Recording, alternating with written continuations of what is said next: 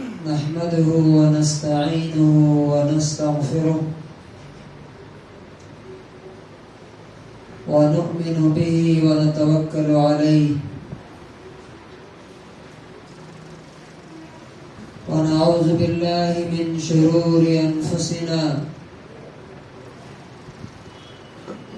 ومن سيئات أعمالنا من يهده الله فلا مضل له ومن يضلله فلا هادي له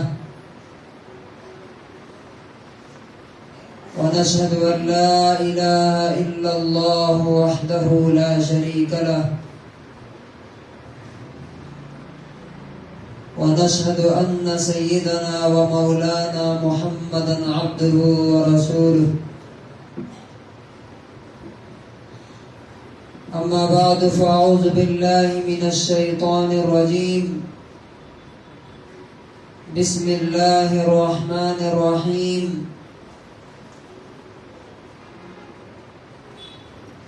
ولا تهنوا ولا تحزنوا وأنتم الأعلون إن كنتم مؤمنين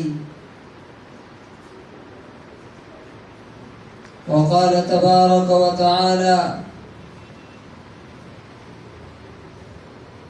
ها أنتم هؤلاء تدعون لتنفقوا في سبيل الله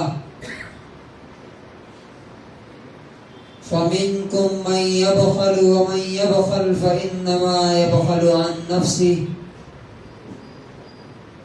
والله الغني وأنتم الفقراء وإن تتولوا يستبدل قوما غيركم ثم لا يكونوا أمثالكم وقال النبي صلى الله عليه وسلم والذي نفسي بيده لتأمرن بالمعروف ولتنهون عن المنكر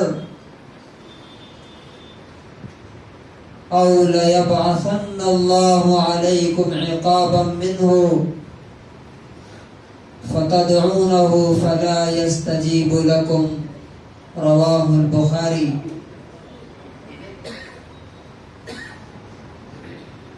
حضرات گرامی، اللہ رب العزت کا سب سے بڑا انعام اور احسان اور اکرام اور نعمت یہ ہے کہ اس نے ہمیں دنیا کی سب سے قیمتی چیز ایمان کی نعمت سے نوازا ہے. جس آدمی کو اس بات کا احساس ہو کہ یہ دنیا تو ایک نہ ایک دن فنا ہو جائے گی، ختم ہو جائے گی، مٹ جائے گی. ہم سے پہلے لاکھوں کروڑوں اربوں خربوں لوگ آئے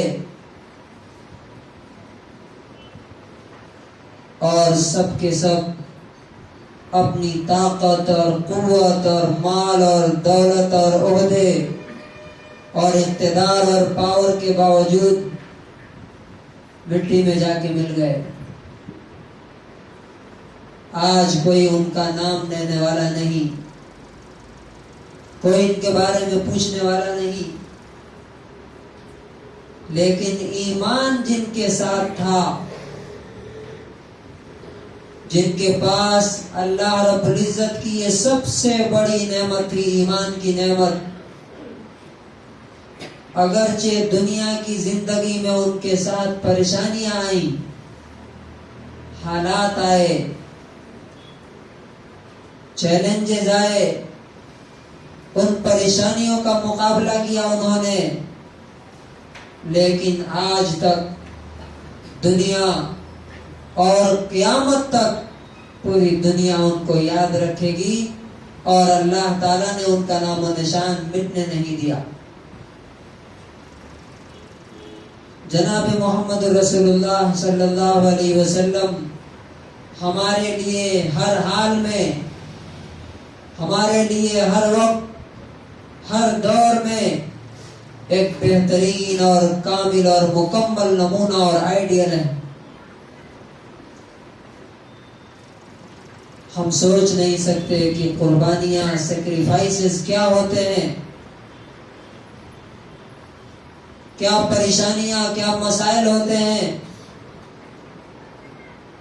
اگر ہمیں وہ دیکھنا ہے تو محمد رسول اللہ صلی اللہ علیہ وسلم کی زندگی اٹھا کر کے دیکھ لیجیے. لیکن اللہ تبارک و تعالیٰ نے کیا مقام اور مرتبہ دیا، کیا درجہ عطا فرمایا. اور جن لوگوں نے محمد رسول اللہ صلی اللہ علیہ وسلم کا ساتھ دیا ان حالات میں، آج وہ اور ان کا نام آج تک زندہ ہے اور قیامت تک زندہ رہے گا. لیکن جنہوں نے اسلام کی راہ روکنے کی کوشش کی اور اس کو مٹانے کی کوشش کی اور اس کے ماننے والوں کو ستایا، آج کوئی ان کا نام لینے والا آپ کو نہیں ملے گا. اور حالات اسی طرح سے، حالات کا سائیکل چلتا رہتا ہے یہاں تک کہ قیامت آ جائے گی. ان موجودہ حالات میں اللہ اور اس کے رسول کی رہنمائی ہمارے لیے کیا ہے؟ دیکھیے، ہمیشہ ایک بات یاد رکھیے، کسی بھی مسئلے کا حل وہی بہتر ہو سکتا ہے جو اللہ اور اس کے رسول پیش کرتے ہیں.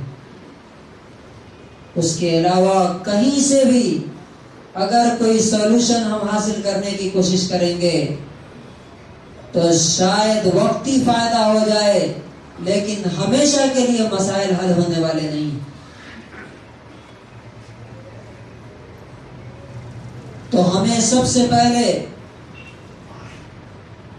ان تمام حالات کے باوجود، تمام سچویشنز کے باوجود اللہ کا بار بار اور لاکھوں بار شکر ادا کرنا چاہیے کہ سب سے بڑی نعمت ہمیں ملی ہے، اس سے بڑی نعمت اور کوئی نہیں ہو سکتی. وہ یہ کہ ہم اللہ پر ایمان رکھتے ہیں. یہ ایسی نعمت ہے کہ مرنے کے بعد بھی ہمارے ساتھ رہے گی. اور باقی ساری نعمتیں جو دنیا والوں کو ملی ہے، جنہیں دیکھ کے ہمیں لگتا ہے کیا خوش قسمت لوگ ہیں، یہ کیا نصیب والے ہیں، کیا اچھے لوگ ہیں، وہ ساری کی ساری نعمتیں دنیا میں ہی چھن جاتی ہیں، اور نہیں تو موت کے ساتھ ساتھ ہی وہ ساری کی ساری چھن جائے گی، ختم ہو جائیں گی. اور اس کے بعد ان کا ڈارک ایج شروع ہوگا جو کبھی ختم نہیں ہوگا.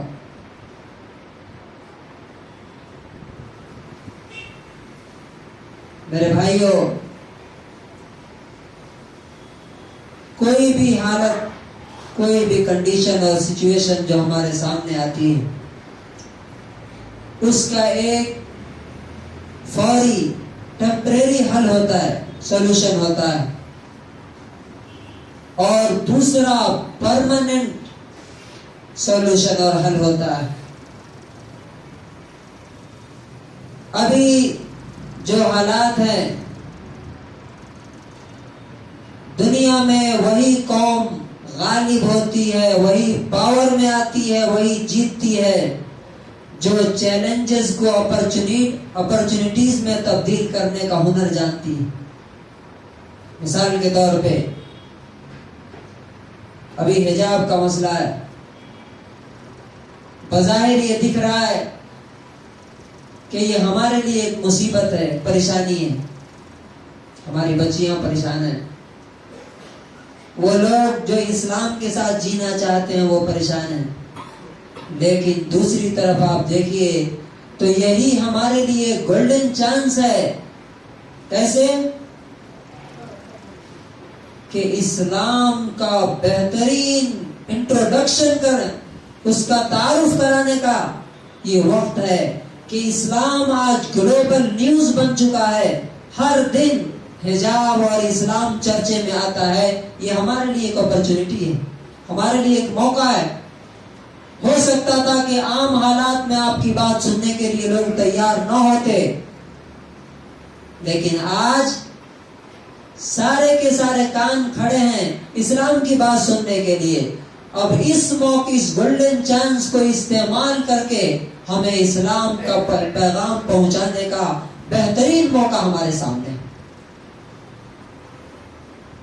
اور اگر ہم اس کو استعمال کر لیں گے تو انشاءاللہ یہی حالات ہمارے فائدے کے لیے، ہمارے لیے مفید ہو جائیں گے۔ دوسری چیز جو سب سے ضروری ہے وہ یہ ہے کہ ہمارے شہر میں کم سے کم جہاں ہم رہتے ہیں وہاں پر کالجز میں، اسکولوں میں ہماری بچیوں کے لیے کیا پریشانیاں، کیا مسائل، کیا پرابلمز کھڑے کیے جا رہے ہیں۔ اگر ہم اس موقع پر اپنا دامن بچا کے الگ کھڑے رہیں گے تو ہمیشہ کے لیے پردہ ہماری بچیوں کے سر سے اتر جائے گا، اور دوبارہ ایک بار اگر کوئی چیز اتر گئی تو دوبارہ وہ ہمیشہ کے لیے اتر جاتی ہے، اس کا واپس لانا انتہائی مشکل ہے۔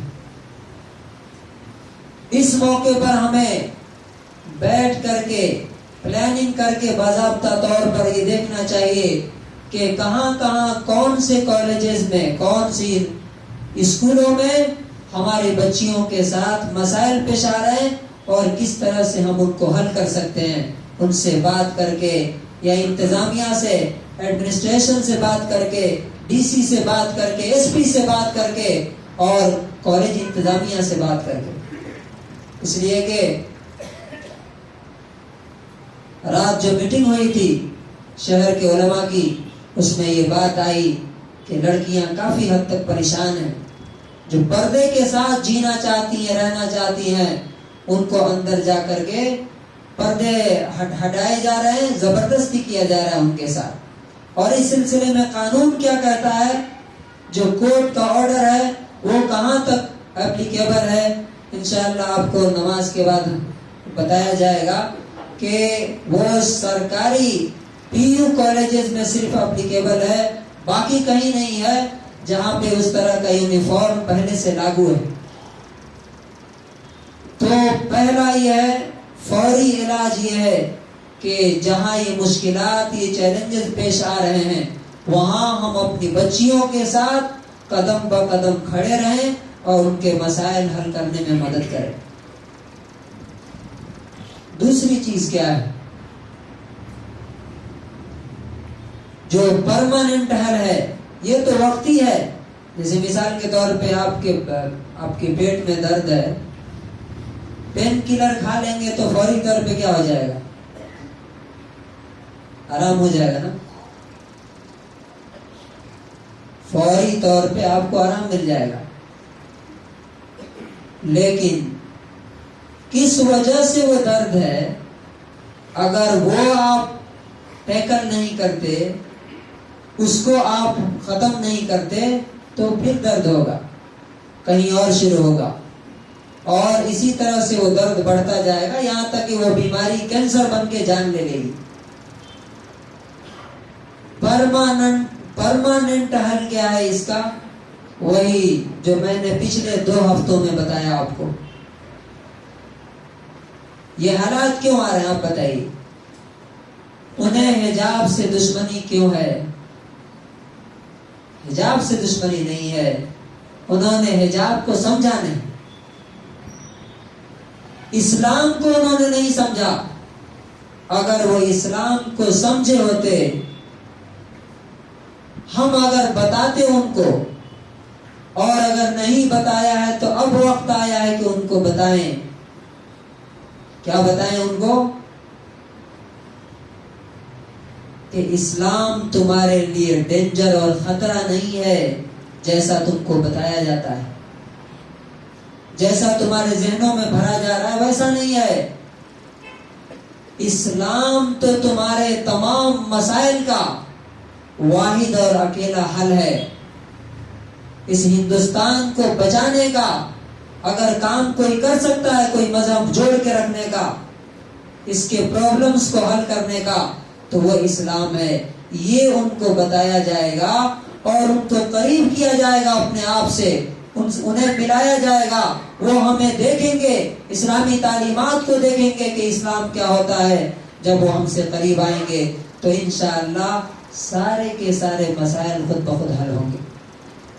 اور اس کے لیے میں نے بتایا تھا کہ دو چیزیں جو قوم نہیں دیتی ہے وہ قوم دنیا میں جینے کے لائق نہیں ہے۔ خاص طور سے اللہ تعالیٰ نے فرمایا ہا انتم ہؤلاء تدعون لتنفقوا فی سبیل اللہ، یہ لوگ ہیں جنہیں بلایا جاتا ہے کہ آؤ اللہ کے لیے جان اور مال خرچ کرو۔ اس میں کیا لگے گا؟ آپ اگر جائیں گے ان کو اسلام کا انٹروڈکشن کرانے کے لیے، تو میں نے آپ کو پلان بتایا تھا جو رسول اللہ صلی اللہ علیہ وسلم نے کیا کہ ان کو ہدیے دیے جائیں، ان کو گفٹ دیے جائیں، ان کو قریب کیا جائے، ان کو دعوت دی جائے، ان سے ملا جائے۔ اس میں وقت لگے گا، پیسے لگیں گے۔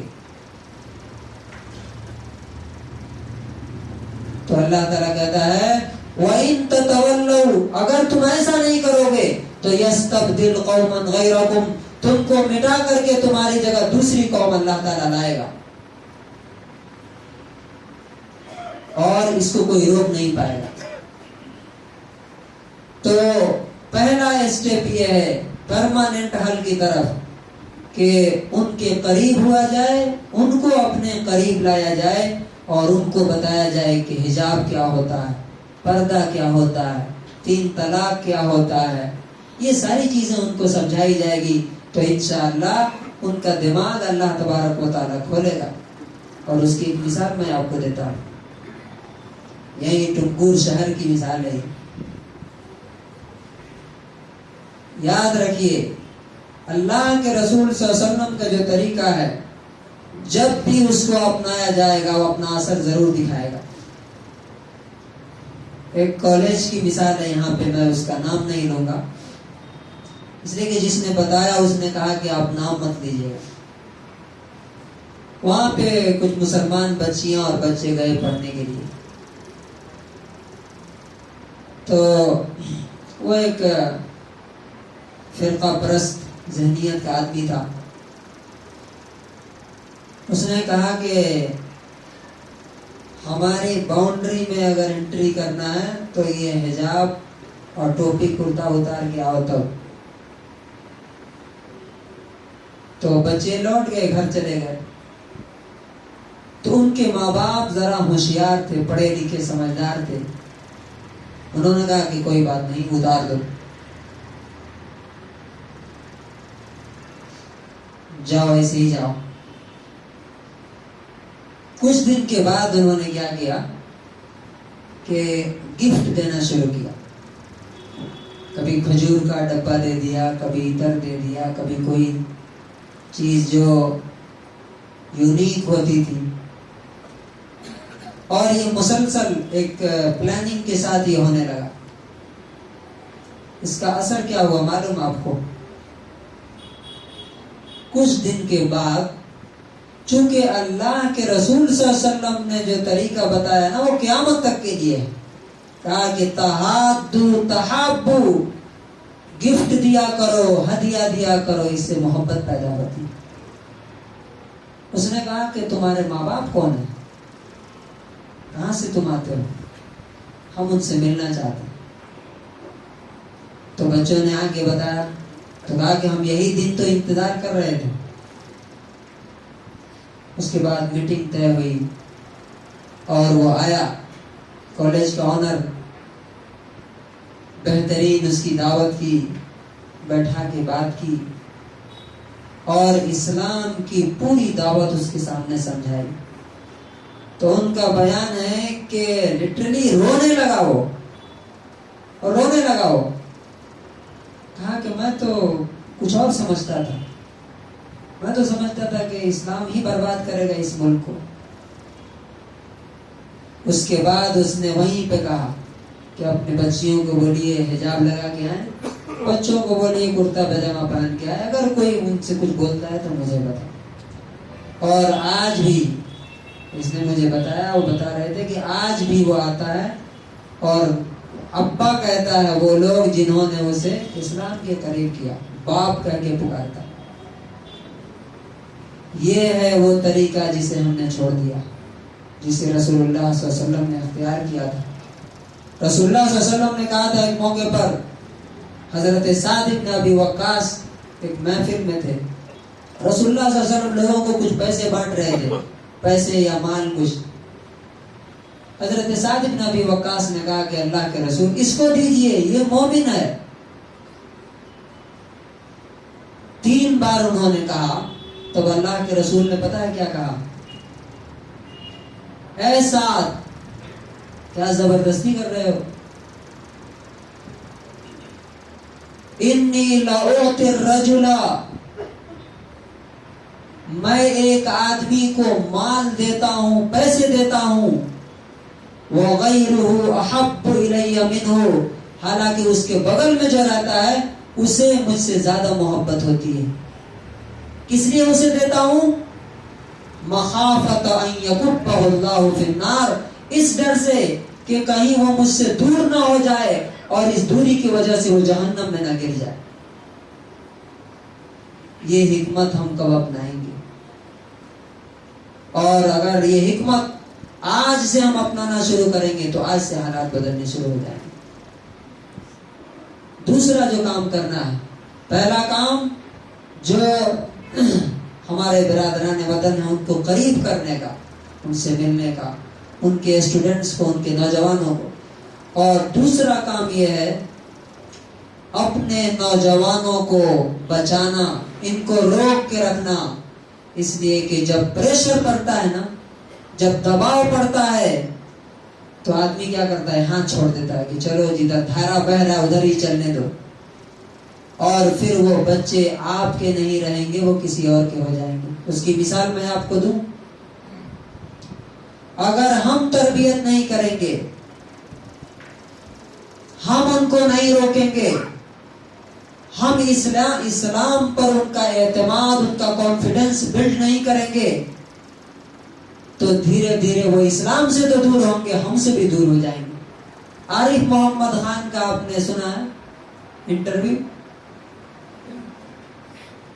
کھلے عام کس طرح سے انہوں نے انٹرویو دیا، ان کو چھوڑ دیجئے۔ سعودی عرب کا حال آپ کو معلوم ہے؟ سعودی عرب میں جماعت اسلامی پہ بین ہے، کہ کس نے لگایا بین؟ انڈیا میں جماعت اسلامی پہ بین نہیں ہے، تبلیغی جماعت پہ بین نہیں ہے، سعودی عرب میں بین ہے۔ کس نے لگایا یہ؟ کسی غیر مسلم نے؟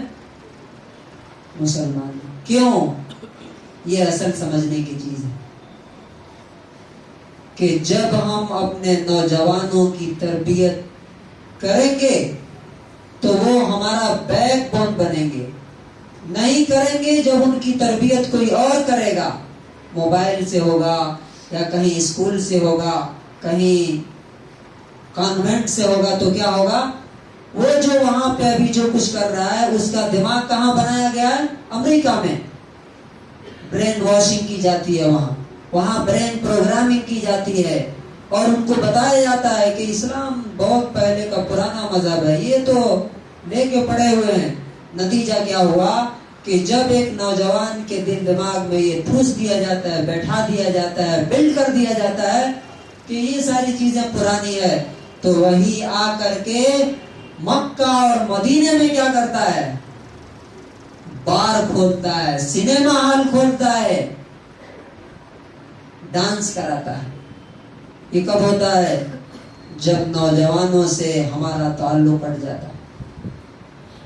تو دوسرا جو حل ہے وہ یہ ہے کہ نوجوانوں کو مسجد سے قریب کیا جائے، ان کی صحیح تربیت، ان کے دلوں میں اسلام کا اعتماد، لڑکیوں کو بتایا جائے کہ حجاب تمہارے لیے عزت ہے، تمہاری عزت کا محافظ ہے، اور یہ تمہارے لیے فخر اور گرو کی بات ہے کہ تم ایک مسلمان ہو۔ جب تک یہ اعتماد بلڈ نہیں ہوگا تب تک حالات کا مقابلہ نہیں ہو سکتا۔ اور آج اگر یہ دو پلان پہ آج سے عمل شروع کریں گے تو انشاءاللہ حالات ہمارے فیور میں بدلنے شروع ہو جائیں گے۔ اور یاد رکھیے حالات آتے رہتے ہیں، حالات آتے رہتے ہیں، لیکن ان حالات میں جو لوگ اسٹینڈ کرتے ہیں، کھڑے رہتے ہیں اور ان حالات کا مقابلہ کرتے ہیں، وہی لوگ آگے چل کے اس قوم کے، اس ملک کے لیڈر بنتے ہیں۔ اور جو حالات کے سامنے ڈھہ جاتے ہیں، پس جاتے ہیں، ہمت ہار جاتے ہیں، زمانہ ان کو پیروں سے کچل دیتا ہے، ان کی کوئی پرواہ نہیں کرتا ہے۔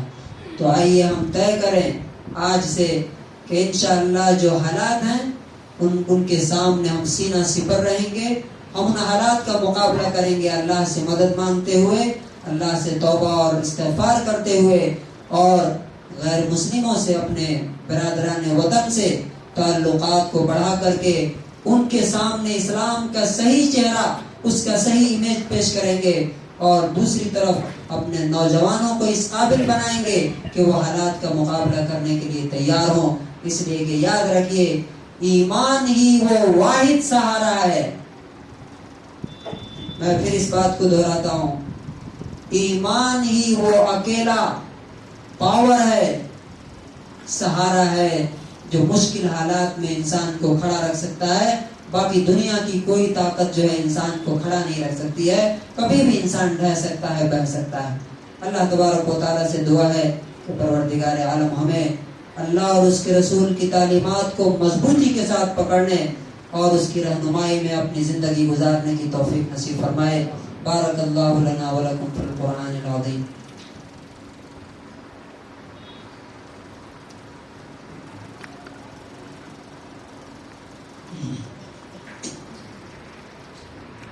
الحمد لله نحمده ونستعينه ونستغفره ونؤمن به ونتوكل عليه ونعوذ بالله